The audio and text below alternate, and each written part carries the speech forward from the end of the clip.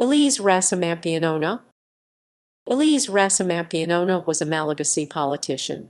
In 1964, she was elected to the National Assembly, becoming its first female member.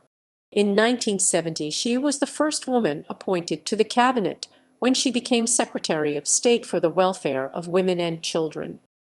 Biography. Rasoamampionona joined the Social Democratic Party and became head of its women's section.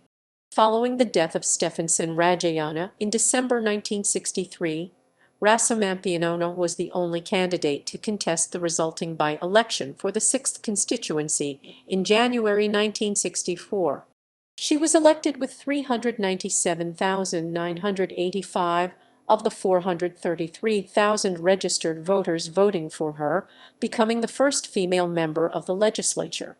She was re-elected from the 5th constituency in the 1965 elections and became deputy leader of the party. In 1970, she became the first female minister in Madagascar when she was appointed Secretary of State for the Welfare of Women and Children. Her son Elise Rasoamampionona later served as Minister of Energy and Mines. References